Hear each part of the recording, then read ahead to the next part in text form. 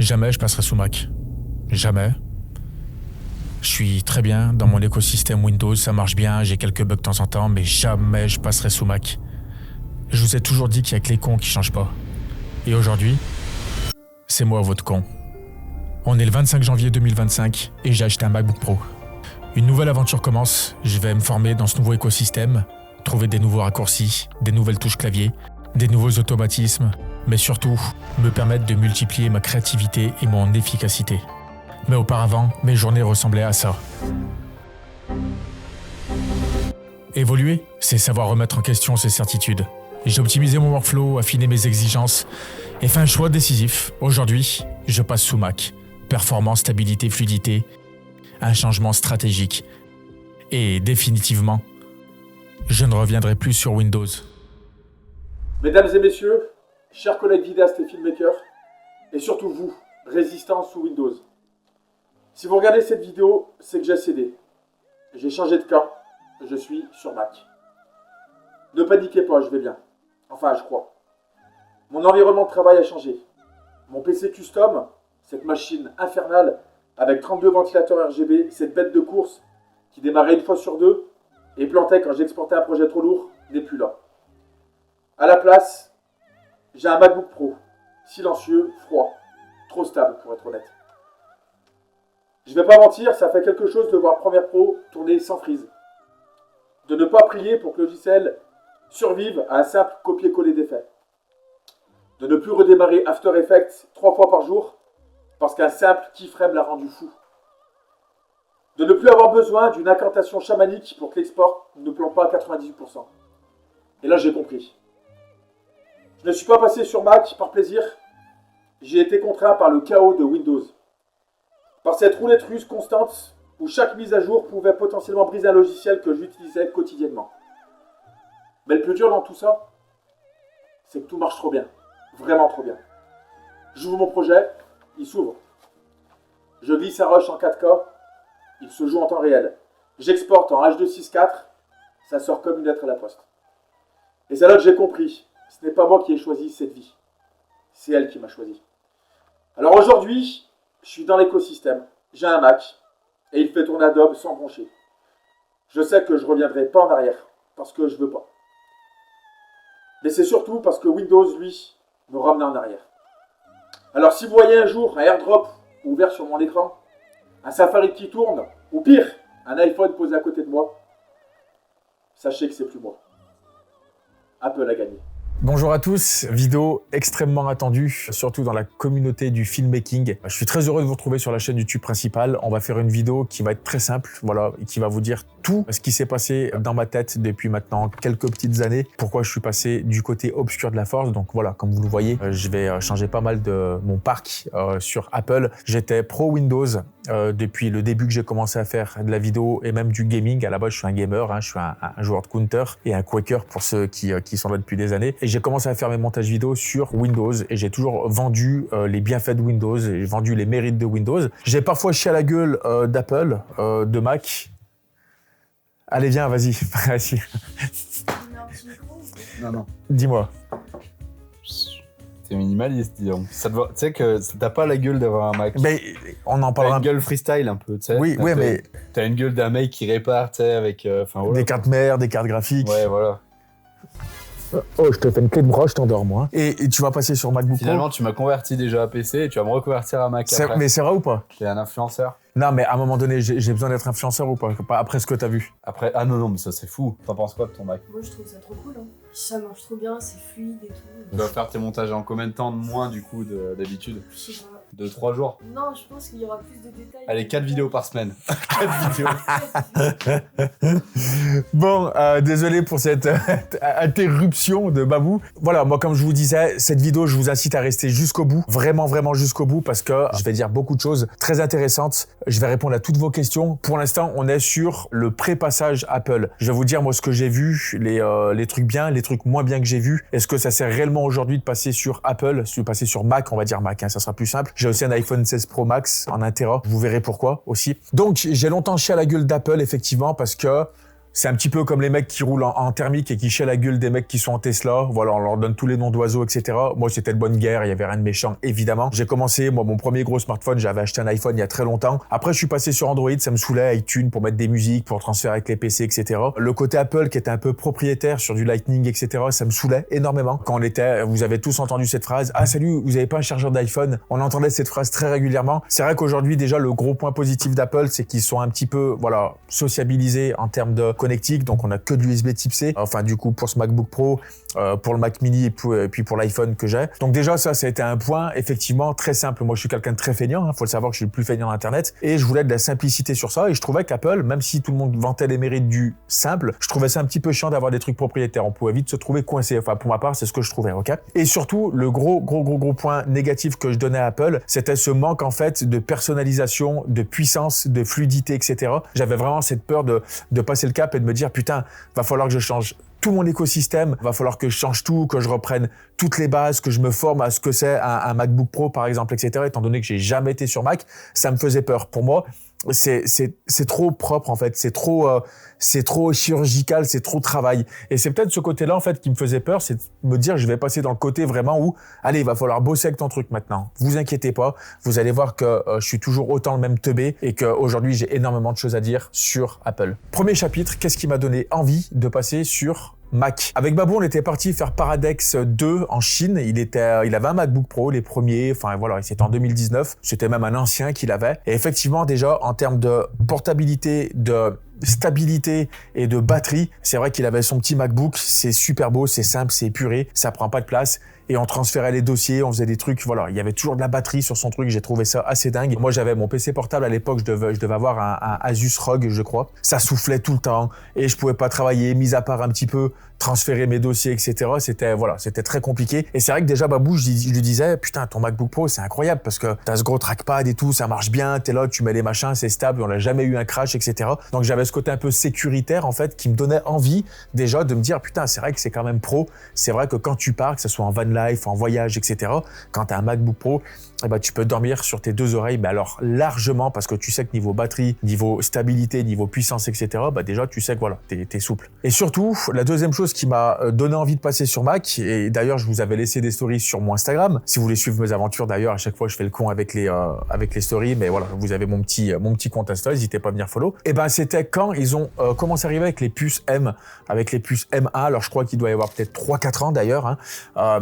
Et là, j'ai commencé vraiment à me dire, ok, là, Apple, ils font leur propre truc, leur propre soft, etc., machin. Ça va être tout compatible, ça va tout être optimisé. Et je me suis dit, putain, écoute, il y a peut-être moyen de tester maintenant et de commencer à regarder parce que M1, M2, M3, M4, on commence vraiment à avoir du sérieux. Et en termes de performance, en termes de déficience aussi, etc., eh ben, on a quand même vraiment un truc qu'ils ont vraiment amélioré et qu'ils ont vraiment tabassé maintenant ces dernières années. Donc, on arrive à un stade où moi, on prend subdivision, on a des gros studios, on monte des grosses bécanes à chaque fois. Alors moi, j'étais en partenariat avec Nvidia d'ailleurs, j'étais en partenariat avec Asus, j'ai fait des trucs avec MSI. Donc, ça n'empêche pas que mon amour pour Windows et pour les PC restera toujours là. Déjà, d'une part, je suis un gamer. De deux, voilà, jamais je chierai à la gueule de Windows sur pas mal de trucs aussi, comme j'ai chié à la gueule d'Apple. Des fois, tu vas trouver tes avantages, tes inconvénients. Quand je dis je retourne ma veste, c'est plus pour vous dire, voilà, vous allez voir tout ce que je vais vous dire. Je vais parler normal sur cette vidéo. Je vais pas commencer à prendre des petits gants parce que voilà. Moi, je suis un mec, je suis un mec street, comme on dit. Et puis, c'est pas parce que j'ai un petit truc épuré comme ça que ça va changer ma façon de voir les choses et ma façon de faire. Donc, moi, j'ai toujours eu des grosses bécanes. Dès qu'il y avait les derniers i7 qui sortaient, je les prenais. Les derniers i9, je les prenais. Les 490, toutes les dernières cartes graphiques, je les prenais. Je suis Adobe addict, donc c'est-à-dire que je partirai jamais d'Adobe. Au cas où, pour ceux qui se posent des questions, d'ailleurs pour ceux qui suivent les tips, ça va être fait maintenant avec les tips, ça va être fait avec ça. C'est exactement la même chose. Je resterai sur Adobe Premiere, sur After Effects, les petits logiciels qu'il y a à droite à gauche et ça ne changera pas. La seule chose qui change, c'est le bouton commande qu'il y a ou le pomme. Alors au lieu de faire CTRL D, tu vas faire pomme D, c'est exactement la même chose que sur Windows. Donc de ce côté-là, vous pouvez dormir aussi sur vos deux oreilles. Il y a absolument rien qui va changer et ceux qui ont peur de passer le cap, voilà, Manon a passé le cap avec celui-ci, je lui ai payé un petit Mac Mini. Vous verrez qu'il y a absolument aucune différence à part quelques raccourcis et quelques petits automatismes à prendre en compte. Mais du coup, j'ai toujours eu l'habitude d'avoir des gros PC et sur Windows, je peux le dire et je l'ai toujours dit. Et vous pouvez aller voir mes anciennes vidéos quand je faisais même des VFX, etc. J'avais toujours des merdes. Même sur du montage relativement simple, t'avais pas cette fluidité. J'avais des grosses cartes graphiques, j'avais des bécanes à 5000 € en moyenne. Les dernières cartes graphiques, 128 Go de RAM, des SSD à l'intérieur, un NVMe sur des Black Series, etc. Des gros processeurs, du water cooling, etc. Ça souffle tout le temps, ça chauffe tout le temps. Dès que t'allumes ton PC, que t'as fini de le monter, et il faut aller chercher tous les pilotes à droite, à gauche. T'as ce pilote là qui est sorti, t'as le studio, t'as machin. Et c'était toujours un sac d'emmerde. Et dès que t'avais une config un peu près potable, et ben chaque mois, tu peux être sûr que t'avais des plantages. Non, elle est derrière des caméras. Elle a rejoint une de mes sociétés depuis octobre, je crois. Les montages qu'on vous sort, même des montages qui sont relativement simples, elle était sur quand même des bonnes bécanes, hein. On avait toujours des plantages. Ça laguait, elle pouvait pas scroller dans les timelines, c'était très très compliqué. Donc voilà. Et tous ces trucs-là, en fait, avec l'apparition des puces M4 Max sur les MacBook Pro, quand je sais qu'un MacBook Pro, en fait, je peux l'utiliser même comme un PC bureau, en fait, c'est-à-dire que je vais le prendre, je le plie, t'achètes un petit dock à côté, tu mets juste un petit câble en Thunderbolt sur le côté, tu peux mettre tes deux écrans, tu bosses vraiment comme si t'avais le même gros PC à côté, sauf que lui, il chauffe pas, il ventile pas, et franchement, de ce que j'ai vu, et je vous le dis, c'est vous ceux qui suivent les stories, vous voyez exactement ce que je veux dire, je vous ai donné des preuves à l'image, et on va refaire des tests tout de suite derrière dans cette vidéo, mais il est 10 fois plus puissant. Je vous jure qu'il est genre littéralement 10 fois plus rapide, et peut-être 50 fois plus stable. Et le workflow de travail avec tout ça, Manon, elle est d'un côté, je lui envoie des airdrops, moi, dès que je reçois un appel, je le reçois ici, des copier-coller, tu viens, enfin vraiment, c'est une dinguerie phénoménale. Donc, dans les commentaires, déjà, je vais vous autoriser à me chier à la gueule parce que j'ai chié très très très longtemps sur Apple. Comme je vous dis, il y avait rien de méchant. J'ai eu des iPhones, j'en ai eu un il y a pas longtemps, j'avais eu un 14 Pro, je crois. Mais voilà, j'avais toujours ces espèces d'images. Alors moi, c'est plus de l'humour. Attention, moi, je suis bienveillant avec tout le monde. Mais du mec qui est là, qui est en train de taper son petit truc, il est dans un Starbucks avec ses jambes croisées.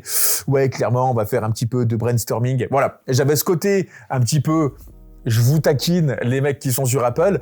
Parce que oui, jusqu'à 4 ans, j'avais pas forcément besoin de passer sur Apple, sur Mac, parce que je voyais pas l'utilité, à part payer des bécanes super chères, avoir un écosystème qui me paraissait compliqué. Et ben pour moi, j'avais pas le besoin, le sentiment en fait de passer de ce côté-là, étant donné que c'est un petit peu comme une ex toxique. En fait, je vous fais toujours la comparaison avec le PC. Tu restes, tu sais pas pourquoi, tu te voiles la face, tu l'aimes ton PC avec tous les petits bugs qu'il a, les ralentissements qu'il a, etc. Et en fait, tu regardes à la fin, quand tu passes sur ça, je vous le dis, je pense pas être le meilleur filmmaker, pas être le meilleur pilote de drone, pas être le meilleur créateur de contenu, ce que vous voulez. Par contre, vraiment, s'il y a un truc où je peux essayer d'un petit peu de sortir mon boulard, en termes de légitimité et en termes de performance et de trucs un petit peu pointus, je pense quand même que j'ai mon mot à dire. Ce truc-là, c'est phénoménal. Donc, on en vient un petit peu au passage où j'ai dit, écoute, soit maintenant, t'arrêtes de faire le con, tu changes tout. J'ai le S25 Ultra qui arrive là, je l'ai commandé, je vais le renvoyer, je vous le dis. Donc tu passes sur un iPhone, tu passes sur un iPad, ton employé, donc Manon, tu lui achètes un Mac Mini, voilà, avec les dernières puces, etc. Ou soit tu continues à rester là-dessus. Manon, elle t'appelle, Steph, il y a un bug, faut que je reste encore 45 minutes après. Je vous le dis, elle est derrière la caméra, elle sait très bien de quoi je veux parler. Je reste encore 45 minutes, ça bug, ça a toujours pas fait le rendu, etc. Donc là, j'ai dit non, ça suffit, on va arrêter. Aujourd'hui, je suis professionnel de l'image, j'ai une société, voire 2 sociétés. Voilà, ça va rentrer dans les frais. Et ben à un moment donné, passe le cap. J'ai fait un live sur la chaîne secondaire où je vous ai dit que j'allais claquer, voilà, pas loin de 14 000 € pour refaire un petit peu tout mon parc informatique. Et je me suis renseigné un petit peu et effectivement, je pense que le meilleur besoin pour moi, qui en plus, avec la van life à côté, avec Paradex ou dès qu'on a des clients un petit peu à droite à gauche, de me dire, écoutez, je vais passer sur un truc que je peux emmener partout, d'accord ? Donc, je suis parti, moi, sur mon master, sur un MacBook Pro, les tout derniers qui sont sortis, avec une puce M4 Max, donc la plus grosse avec tous les cœurs. De toute façon, je vous afficherai exactement à l'écran les specs qu'il y a. J'ai pris 128 Go de RAM et j'ai pris 8 Tera de SSD. Donc, c'est-à-dire que sur le site d'Apple, je pouvais pas cliquer sur les options plus. Ça n'existait pas. J'ai littéralement pris le plus gros. Faut savoir qu'un truc comme ça coûte 8 500 € TTC pour ceux qui sont professionnels. Donc, c'est un énorme investissement. C'est un énorme investissement. Mais le temps que ça va me faire gagner, la fluidité de travail, le stress en moins, l'écosystème. Et à un moment donné, il faut savoir investir pour que ça te rapporte plus. Et là, je sais que ça va être un gain de temps et surtout un gain d'argent. Là, dans ce chapitre, je vais vous parler de moi. Pourquoi pourquoi j'avais peur. En fait, je suis quelqu'un qui doute énormément. D'ailleurs, vraiment, je vous dis souvent, tu sais, les youtubeurs, ils disent, ah, dites-moi dans l'espace commentaire pour faire... Non. Dites-moi ce qu'il faut que je fasse, les applications, Clean My Mac, on a installé des petits plugins, Reclang, des petits machins. Je connais pas Mac, on découvre avec Manon pour l'instant. Ça fait 3-4 jours, moi, que je l'ai. Je pense que ça y est, je m'y suis fait, je suis habitué. C'est-à-dire qu'il y a rien qui me change, ok? Et ben, j'avais cette appréhension. Et là, je vais vous parler de moi. Je suis quelqu'un de très stressé dans la vie, qui a énormément peur de prendre des risques. Alors, même si j'en ai pris, mais j'ai peur du changement, en fait. J'ai toujours eu peur. Et même que ça soit dans le personnel, tu vois, avec certaines de mes ex-copines, même si tu vois que ça va pas, t'as peur de partir parce que tu dis, j'ai peur de l'abandon, j'ai peur de l'échec, etc. C'est pas un échec aujourd'hui de quitter Windows pour passer sur Apple. C'est pas un échec de quitter Apple et de passer sur Windows. Je vais inciter personne. Je vais juste vous donner mes arguments, en fait, pourquoi moi je suis passé chez Apple. Après, vous faites votre propre idée, mais voilà. Donc moi, j'avais très peur, en fait, et c'est vrai que ce côté un petit peu, ouais, tu passes sur Apple, toutes tes vidéos que tu faisais avant, les plugins sur After Effects, les plugins sur Premiere, est-ce que tu vas pouvoir jouer un petit peu? Parce que moi, j'aime bien geeker aussi des fois, tu vois, tu finis ta journée de travail, tu passes 1 heure le soir sur CS, sur GTA, etc. Enfin, à un moment donné, tu vois, moi, je suis un geek, donc j'avais peur de tout ça. Est-ce qu'il y a des codecs? Est-ce qu'il y a des Sequoia, Safari, tous ces trucs-là? J'avais peur. Tu prends ton Mac, peu importe c'est lequel, tu le prends, t'installes Chrome dessus, t'installes Adobe Premiere, After Effects, tu es le roi du monde. Stop, il n'y a pas de débat. C'est exactement la même chose qu'un PC, sauf que c'est beaucoup plus simple, c'est beaucoup plus intuitif, avec quelques petits problèmes et quelques points négatifs qu'on verra après. Mais vraiment, je n'ai pas de mal à changer, à part quelques raccourcis clavier, des petits trucs qu'on avait sur Windows et qu'il n'y a pas ici, et qu'il y a là et qu'il n'y avait pas sur Windows. En toute sincérité, si un mec comme moi a passé le cap et y est arrivé, franchement, tout le monde peut le faire et il n'y a vraiment pas de quoi avoir peur. Là, ce que je vous invite juste vite fait à faire, parce que je sais qu'il y a plein de gens qui se posent la question, ok Steph, sur After, sur Premiere, est-ce que tu peux faire ci, est-ce que tu peux faire ça? Je vais vous faire voir un petit peu des fichiers que j'ai. Je vais vous faire voir un petit peu les effets que moi je fais globalement sur des paradex et vous allez me dire, vous allez juger par vous-même si ça fonctionne. Je vais vous faire un truc aussi sur cette vidéo. Je vais vous laisser un WeTransfer. Ok, avec un fichier qui sera le même que je vais utiliser moi sur mon MacBook Pro et vous ferez exactement les mêmes choses que moi pour voir un petit peu où vous vous situez par rapport à moi et pour voir un petit peu comme ça lag ou non ou si c'est fluide pareil, etc. Donc on va se rejoindre directement dans mon bureau, je vais vous screener l'écran avec OBS, etc. et je vais vous faire voir ce qu'on est capable de faire avec cette machine. Là, j'ai ouvert Adobe Premiere comme vous le voyez et dans mon projet, je vous ai emmené plusieurs vidéos de plusieurs caméras différentes. J'ai pris vraiment tous les codecs qui vont peut-être être ou non compliqué pour les communs du mortel comme nous et sur laquelle j'ai vu pas mal de gens avoir des problèmes de codec, de lecture, de fluidité sur Adobe Premiere, d'accord? Le premier plan que je vais vous mettre, ça va être des plans à la FX3, d'accord? Tout ça, c'est de la FX3 en 4:2 10 bits, ok? Je vais prendre un plan à la Red Komodo ici que je vais glisser déposer qui sera en 6 carreaux, donc celle-ci tout de suite je vais la dézoomer et vu que c'était en anamorphique, etc., j'ai déjà mon 2.35, donc hop, je vous fais un dézoom 50. Je vais vous prendre un plan du R3S, tac, quand j'étais au Dolomite, donc on va cutter à partir d'ici. Ça dégage et ça dégage, le creux, ça dégage. Ensuite, on va se prendre des fichiers, regardez, collègue du raid avec la Humber, que j'embrasse d'ailleurs, big up à vous. Ici, boum, ça pète en slow motion, on appuie sur I, j'avance un petit peu, on appuie sur O, vous voyez la fluidité déjà, c'est absolument gigantesque. Et ensuite, on va prendre le plan le plus compliqué, je remercie d'ailleurs quelqu'un qui suit mon taf de m'avoir envoyé un plan en RAW Canon, c'est je pense les plans les plus compliqués, c'est du 8K RAW de chez Canon, d'accord, donc R5C ou je sais plus la caméra.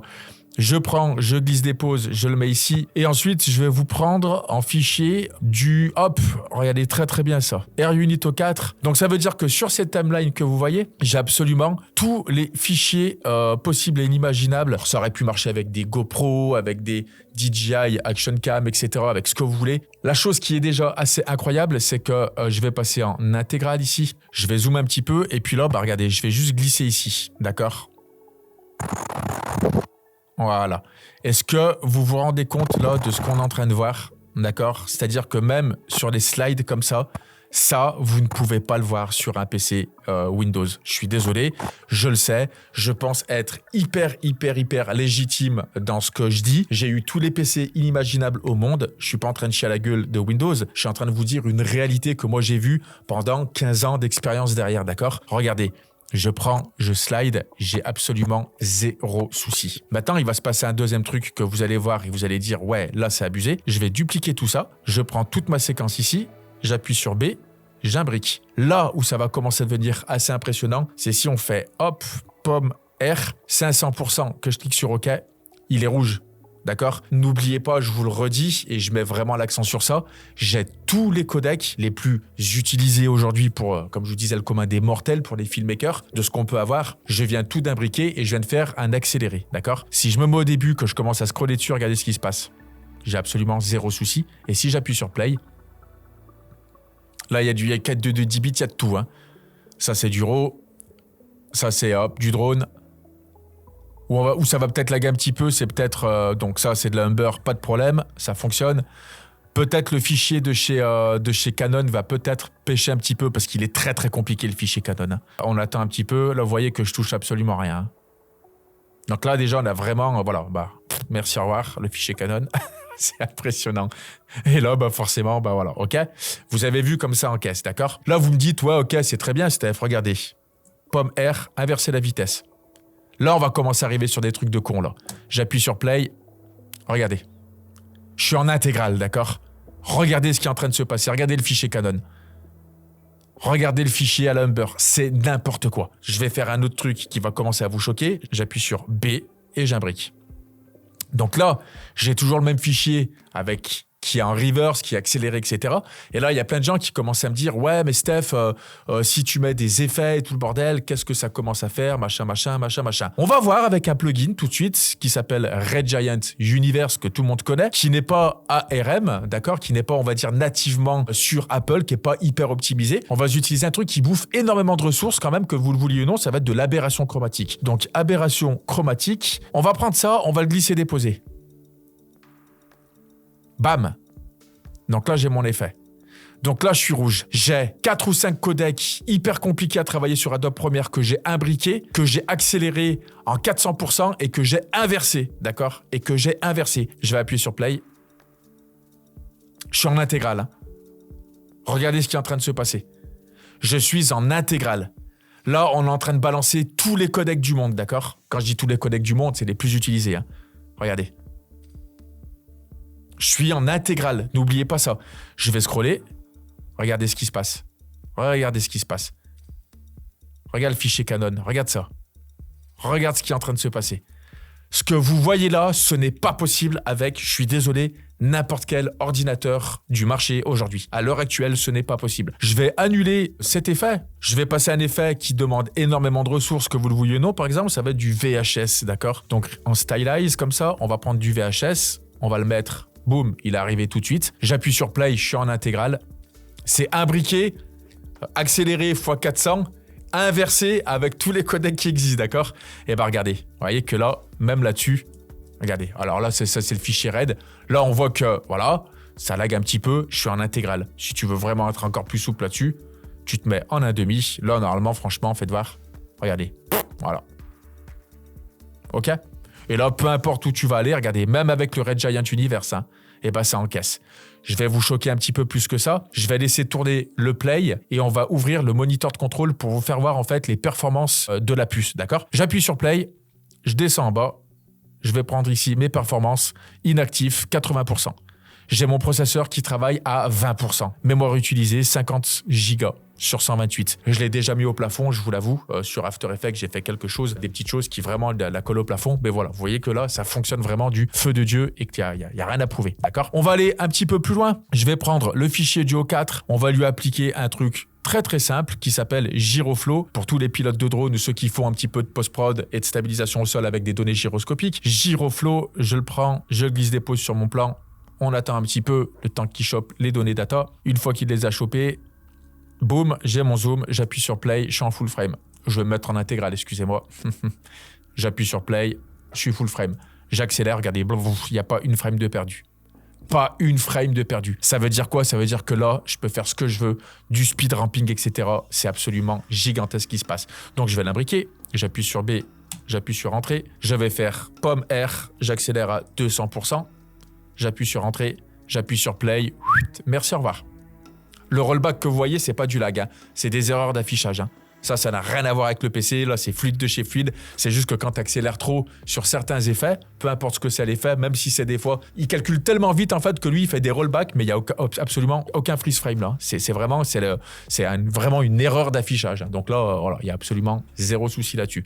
Même si je fais un rendu, en fait, on aura un petit peu ce petit bug. Donc là, on voit que ça fonctionne absolument monstrueusement bien. On va aller un petit peu plus loin. Donc là, je vais choper un fichier FX3 en 422 10 bits que vous voyez juste là. Tac, on part à partir de là, ok? Parce que le reste, on s'en fout. Regardez bien, je vais aller choper RSMB, que tout le monde connaît. Je le prends, je le glisse dépose ici. Tac, je suis en intégrale. Je vais zoomer un petit peu sur le personnage. C'est moi d'ailleurs. Je me mets à 100% et ici, je vais faire le crétin. Je vais passer à 6. Boum. Vous voyez que là, je suis flou, d'accord? Je suis en intégrale, je suis flou. Première chose qui est choquante, j'appuie en arrière. Tac, tac, tac, tac, tac, tac, tac, tac, tac, tac, tac, tac, tac, tac, tac, ça fonctionne. Donc là, les gens qui aiment bien faire du frame par frame, vous voyez que là, c'est absolument monstrueux ce qui se passe. Mais ce qui est encore plus monstrueux, c'est quand j'appuie sur play, et ben regardez, ça me le joue en temps réel. Ok? Là, j'ai arrêté. Hein. Si j'avance un petit peu, hop, ici, on a déjà le avant-après, que vous voyez, on a bien le RSMB, d'accord? Je suis bien en intégrale, j'appuie sur play, on a du temps réel. Maintenant, je vais importer un fichier que beaucoup de gens aussi demandent, qui commence à être de plus en plus hype, ça va être du 360. Je vais laisser le son, c'est toujours intéressant de bosser avec le son. Et je le glisse ici. Donc là, j'ai mon fichier 360. Déjà, le fait de faire ça et d'avoir du temps réel, c'est absolument hyper qualitatif et satisfaisant. Je vais aller récupérer un effet qui s'appelle Reframe. On va aller dans Options d'effet. Et ici, on va rester en 4K. 16 neuvième, 3840 par 2160. Je clique sur OK. Donc là, j'ai mon reframing, d'accord? Je clique sur mon plug et hop, on voit que je suis sur du reframing. Là, pour l'instant, absolument pas de souci, d'accord? Et bien là, il va se passer un truc. J'utilisais à chaque fois, désolé, je t'ai zoomé d'ailleurs, j'utilisais des proxys pour faire ça. Tout ce que vous voyez depuis le début sur mon Adobe Premiere, là, pour être aussi fluide, il fallait que j'utilise des proxys sur mon PC Windows. Et en plus de ça, même avec les proxys, eh ben, c'était pas aussi fluide, ça laguait au moins 3 fois plus. Avec mon reframing, j'appuie sur Pan, Tilt, Rotate, Lens Curve, etc. On s'en fout. J'avance un petit peu jusqu'à la fin. On va lui faire une rotate. On va lui faire 2 tours de rotate. Voilà. Je reviens en arrière. Regardez cette souplesse. C'est n'importe quoi. Mais genre littéralement, c'est n'importe quoi. Je vais appuyer sur Alt, Pomme R. On va accélérer un peu plus. On va passer à 600. J'appuie sur OK. Et en plus de ça, on va lui coller ici du motion blur. On va aller là. On va aller dans motion blur. Et en shutter angle, on va lui mettre à fond. Je l'ai collé à fond. Donc là, si on zoome un petit peu, et si je l'enlève, on voit bien que ça me fout du motion blur. Vous voyez sur les arbres? D'accord? Je dézoome et je vais mettre en plein écran et je vais appuyer sur play. Toujours pas compris, rien. Hein? Voilà. Là, ce qu'on est en train de voir, je vous le redis, ce n'est pas possible avec un PC Windows. Et je suis vraiment désolé. Encore une fois de plus, mon cœur sera toujours sur Windows par rapport aux jeux vidéo et à mon commencement dans le filmmaking. Mais ça, je vous le redis, c'est absolument impossible. Là, on va faire un truc qui va être encore meilleur. Je vais prendre tout ça. Là, le fait de faire tout ça, là déjà, avec tous les effets que j'ai mis, c'est juste trop cool. Il y a Giroflow, il y a des imbriqués, il y a des imbriqués, il y a des imbriqués, il y a des imbriqués. Je vais faire encore un peu plus le con, regardez. C'est-à-dire qu'ici, là, je vais lui rajouter une aberration chromatique de chez Universe pour vraiment pousser le vis à fond. Hein. Regardez, je vais scroller, il n'y a absolument pas de souci. Tout le long ici, il y a le VHS, etc. Et là, je vais faire un petit rendu. Donc, c'est parti. On fait un export rapide. On va se le rendre en high quality, en 2160p 4K. On doit avoir un source cible à 80 mégabits seconde. J'appuie sur exporter et c'est parti. Là, ce qu'on voit, je le sais, avec les effets qu'il y a, avec les traitements qu'il y a sur la vidéo, tu ne peux pas avoir ça. On parle d'un MacBook Pro. Ça, ce que vous voyez là, tu peux le faire dans le train, tu peux le faire dans l'avion, tu peux le faire dans ta chambre d'hôtel, à Tokyo, à l'autre bout du monde, à Miami, à Las Vegas, où tu veux. Tu auras la même puissance que ce que vous voyez là. D'accord? On va aller voir le moniteur vite fait, parce qu'on est là aussi pour faire du test à fond. Tac, le moniteur de ressources. La mémoire utilisée, on utilise 50 Go de mémoire que vous voyez juste en dessous. D'accord? Le processeur, il est utilisé à 22%. Là, vraiment, je rigole pas, mais c'est quand même dingue. Là, on voit qu'ici, on utilise quand même pas mal de GPU sur Adobe Premiere. Donc ça, c'est hyper intéressant de voir ça. Mais là, ici, sur mon... On peut pas double-cliquer là-dessus? Si. En efficacité sur les cœurs, on voit très clairement que là, c'est quand même dingue ce qui se passe. C'est-à-dire qu'il tourne presque dans le vide, le machin, tu vois. Alors peut-être que j'ai des bêtises, hein, s'il y a des pros Apple, Mac, je sais pas encore un petit peu tous les... voilà. Mais là, on voit très clairement que en inactivité, on est quand même à 78%. Et ça, c'est quand même assez dingue, tu vois. Ça, c'est quand même assez dingue. On se rejoint tout de suite sur la partie studio de la revue du produit pour parler de la suite de la vidéo. Très bien, donc comme vous l'avez vu, en termes de puissance, en termes de réactivité, de workflow, de fluidité et de stabilité, je pense qu'il n'y a pas grand-chose qui fait de la concurrence aujourd'hui à Apple. Ce qui est bien aussi, c'est que la magie du montage, comme vous pouvez le voir, j'ai plus ma petite moustache, étant donné que c'est le lendemain de ce que vous avez vu tout à l'heure dans la prise de vue studio. Il n'y a plus le Mac Mini de Manon parce qu'elle est en train de monter cette vidéo avec le Mac Mini. Et ce qui est bien, c'est qu'elle est derrière la caméra et qu'on rigole depuis en fait hier ou avant-hier, depuis qu'on a commencé en fait cette vidéo, parce qu'elle rigole, elle me dit Steph, tout ce que j'ai envie de faire en fait, je peux le faire niveau matériel, niveau logiciel, tout fonctionne à la perfection et franchement, je me régale. Sois honnête hein, par contre, hein, très honnête sur la chaîne. Hein. Ouais. T'as eu quoi comme bug depuis le début? Il y a une fois aux premières, il a un peu freeze, mais c'est pas l'ordi qui a freeze. Ok. C'est juste première qui a freeze parce que j'avais dû mettre trop d'effets. Ok. J'ai fermé et ça a repassé. Et en termes de fluidité, pour l'instant, avec ce que tu avais l'habitude de bosser avant avec l'autre ordi qui était déjà une belle bête de course? Niveau fluidité, c'est une dinguerie. Si genre par rapport à l'autre ordi, ça n'a rien à voir. Ok. Je peux vraiment passer sur la timeline, je peux faire tout ce que je veux. Les Dynamic Link aussi, tu m'as dit, t'en as essayé, c'est instant.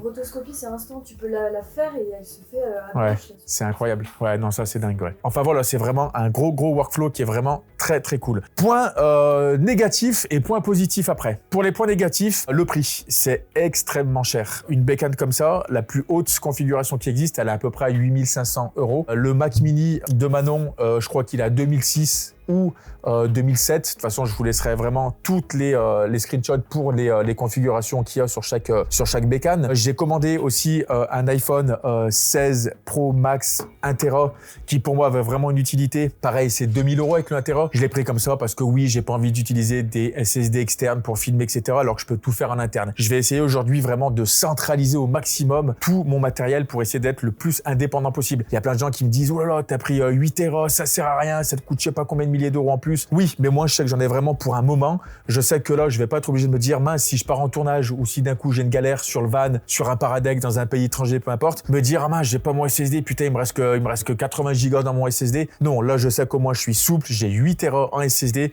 et vraiment, voilà, comme on dit, qui peut le plus, peut le moins. Voilà, aujourd'hui, j'ai pu me faire plaisir, c'est un investissement, donc je l'ai pris vraiment le plus gros. Autre point faible, si on veut vraiment jouir, comme on dit, de l'écosystème Apple, eh ben, il faut un écosystème Apple. Voilà, aujourd'hui, Babou, il va se prendre un MacBook, il va prendre le même que le mien avec un petit peu moins de teraoctets de stockage, mais il va se prendre aussi un Mac, parce que sur Subdivision, on va pouvoir échanger des projets, on va pouvoir se faire des airdrops, et c'est très rapide, quoi. Vous avez compris qu'en termes de fluidité de travail et de workflow, c'est vraiment cool d'être dans un écosystème Apple. Mais voilà, faut tout prendre à côté. C'est vrai que si aujourd'hui, Manon serait resté sur un PC, ça aurait été compliqué, c'est pour ça que j'ai dit allez, je fais claquer toute la panoplie, on sort un petit peu les doigts du cul avec Manon, on se forme un petit peu sur Apple et franchement, on n'a même pas besoin de forcer pour l'instant, c'est zéro regret, mais genre je vous dis, il n'y a pas 0,0001%, c'est zéro regret. Le seul regret que je vais avoir et le seul autre point faible du Mac, c'est pour les jeux.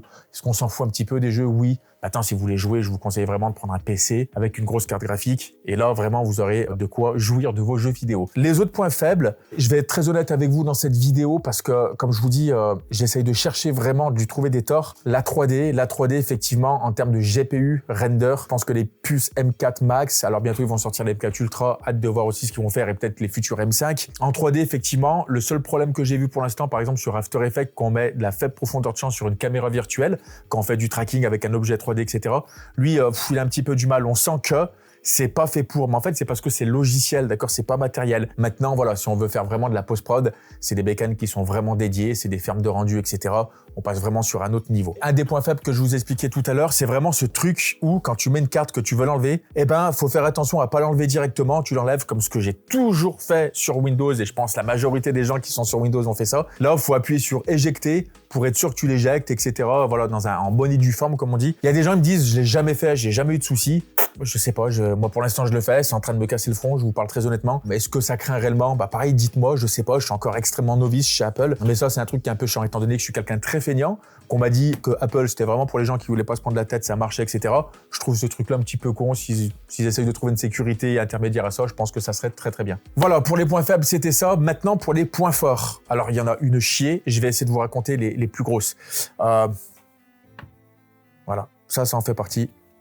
C'est beau, c'est limpide, c'est clair, c'est concis, ça va à l'essentiel, c'est super bien fini en termes de finition et en termes de matériaux. Je pense que c'est au-dessus de tout ce que j'ai pu voir aujourd'hui, mais littéralement, c'est vraiment au-dessus de tout ce que j'ai pu voir. Autre point fort, la batterie. Je sais même pas comment vous dire que la batterie, j'ai les plus gros PC portables qui existent à l'heure actuelle sur le marché, avec des 490, tous les gigas de RAM, ce que vous voulez. Quand je lance Adobe Premiere ou After Effects sur un PC portable, je vais littéralement bosser à peu près 45 minutes. Je commence à arriver à 10% de batterie. Je vous dis très honnêtement, quand tu commences à le faire tartiner, le truc qui chauffe, t'as les guibolles, on dirait des knackis en train de griller sur le bord de la plage. Enfin vraiment, ça chauffe, ça souffle de partout, c'est super chiant.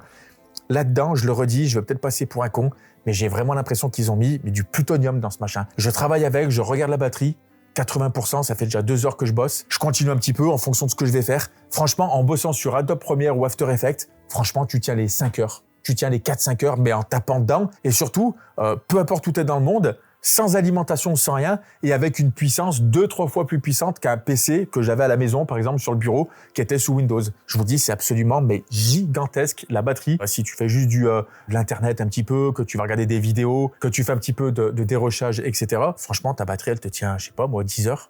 Franchement, je pense qu'elle te tient 10 heures. Elles sont tellement optimisées, c'est tellement pas énergivore aujourd'hui que vraiment vous cassez votre crâne. Et là, vous avez envie de le sortir, votre PC portable, et de bosser, et de pas vous dire, mince, attends, ça va laguer, ça va chauffer, est-ce que si, est-ce que ça? Non, ça tue. Autre point hyper positif, effectivement, avec un iPhone, avec le PC de Manon, par exemple, qui est à côté, qui est à peu près à une dizaine de mètres de moi, son bureau, le workflow, l'écosystème, je t'envoie un fichier, tu me le renvoies. Le fait qu'on soit sur le même Wi-Fi, ça le redétecte automatiquement, ou alors vu que c'est mon iPhone, je vais dans un endroit où j'avais déjà pris le Wi-Fi, lui, automatiquement, il va s'y mettre, copier sur le téléphone, coller sur le Mac, ça fonctionne direct. On m'envoie des trucs sur Instagram, je fais copier, je le mets sur le PC, boum boum, j'ai mon lien. Tous ces trucs-là, c'est indécent, comme ça fonctionne bien. Voilà, j'ai pas les Apple Watch, les trucs, je vais pas prendre ça, je vais pas rentrer dans le délire de Apple Addict, étant donné que voilà, les montres qui durent une journée et demie maximum en batterie, ça va me saouler. Moi, je la garde tout le temps, je fais du sport avec, etc. Ça me dure 30 jours, ça c'est très bien, tu vois. Mais je sais qu'il y a un vrai écosystème là-dessus, et vraiment, on a un truc qui est absolument magnifique. Pour vous donner une ordre d'idée, vous prenez un iPad comme ça, je le mets à côté, vous prenez le MacBook Pro, instantanément, il va le détecter, il va dire étant de l'affichage, je m'en sers comme écran secondaire dans le van. Ça veut dire que dans le van, je pourrais avoir 2 écrans comme ça, sans fil, sans rien. Autre point fort, le son, j'ai cassé mon crâne. Genre littéralement, je vais pas rentrer dans les détails de revue hyper machin.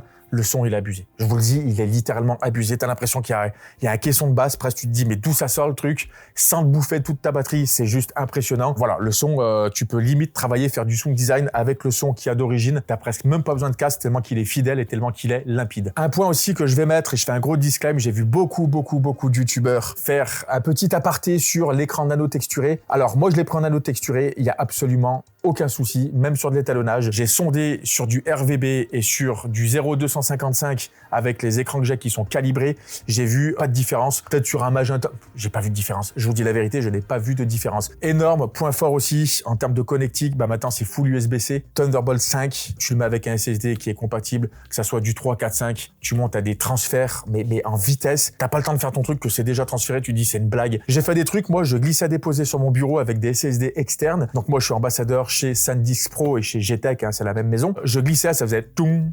Et c'était déjà sur le bureau et je disais, attends, ça m'a fait un raccourci. J'ai cliqué dessus, non, le fichier, il était bien là. C'est absolument gigantesque. Vous pouvez bosser dessus directement. Vous pouvez recharger votre MacBook avec les ports qu'il y a. Enfin, ça tue, quoi. Je vais parler vite fait du MagSafe. Tu le plugues sur le côté, c'est aimanté.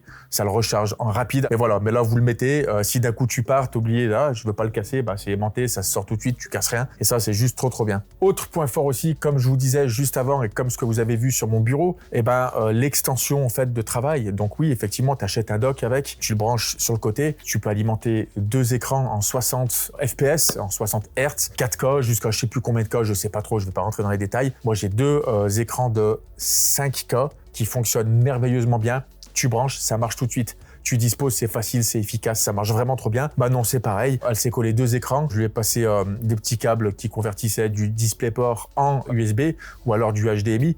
Ça fonctionne trop bien. Donc, c'est bien d'avoir une extension, de se dire, j'ai une grosse bécane comme ça. Et avec ce truc-là, comme je vous disais en début de vidéo, eh ben, je le mets sur mon bureau et j'ai une bête de course.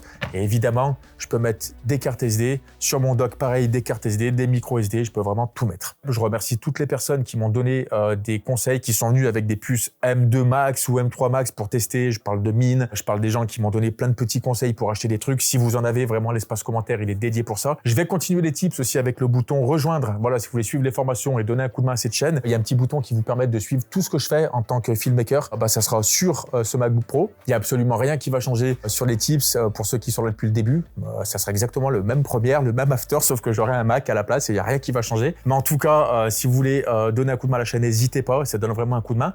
Ceux qui connaissent pas mon travail, je vous invite à vous abonner. C'est super cool aussi de voir que la communauté elle grandit et de mettre la cloche pour être au courant des prochaines vidéos. En tout cas, laissez-moi dans l'espace commentaire vraiment si vous avez des idées, si vous voulez que je fasse des comparatifs, si vous voulez que je le teste en conditions réelles dans le van, peut-être à l'étranger pour un futur Paradex, pour une future grosse vidéo. Mais en tout cas, à partir de maintenant, tout ce qui va s'afficher sur mon Instagram en Reels, toutes mes productions sur YouTube, Manon, là, ce qu'elle est en train de monter, cette vidéo, etc., tout sera fait avec la pomme. C'était Steph, je vous remercie d'avoir suivi cette vidéo, je vous dis à très bientôt, soyez vous-même et surtout soyez créatifs. Ciao.